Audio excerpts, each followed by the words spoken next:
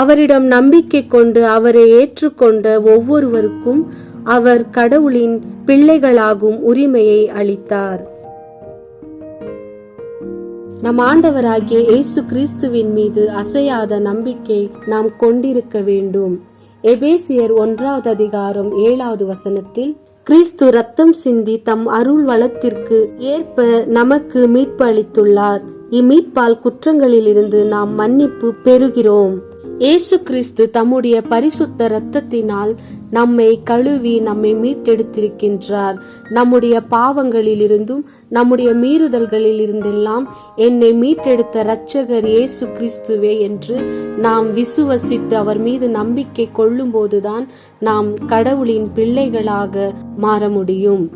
யோவான் 3:16, 17, 18 தம் ஒரே மகன் மீது நம்பிக்கை கொள்ளும் எவரும் அழியாமல் நிலைவாழ்வு பெறும் பொருட்டு அந்த மகனையே அளிக்கும் அளவிற்கு கடவுள் உலகின் மேல் அன்பு கூர்ந்தார். உலகிற்கு தண்டனை தீர்ப்பளிக்க அல்ல, தம் மகன் வழியாக அதை மீட்கவே கடவுள் அவரை உலகிற்கு அனுப்பினார்.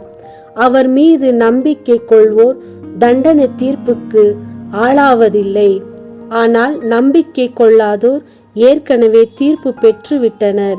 ஏனெனில் அவர்கள் கடவுளின் ஒரே மகனிடம் நம்பிக்கை கொள்ளவில்லை. இயேசுவின் சிலுவை மரணம் நம் கடவுளாகிய தந்தை நம்மை எவ்வளவு அன்பு செய்கிறார் என்பதை வெளிப்படுத்துகிறது. இதோ உனக்காக, உன் மீது என் தந்தை கொண்டிருக்கின்ற அன்பிற்காக தன் ஒரே மகனாகிய என்னை பலியாக கொடுத்திருக்கின்றார் என்பதை இயேசு கிறிஸ்துவின் சிலுவை மரணம் பிதா நம் மீது கொண்டிருக்கிற அன்பை வெளிப்படுத்துகின்றது. வழியும் உண்மையும் வாழ்வும் நானே, என்னை அன்றி எவரும் தந்தையிடம் வருவதில்லை என்று சொன்ன இயேசுவை பற்றி கொள்வோம். இயேசு கிறிஸ்துவின் மீது நம்பிக்கை கொண்டோர் ஒருபோதும் வெட்கம் அடைவதில்லை. இயேசுவே என் ஆண்டவர், என் இரட்சகர், என் மீட்பர் என்று அறிக்கையிட்டு அவர் மீது நம்பிக்கை கொண்டு கடவுளின் பிள்ளைகளாக வாழ்வோம். ஆமேன்.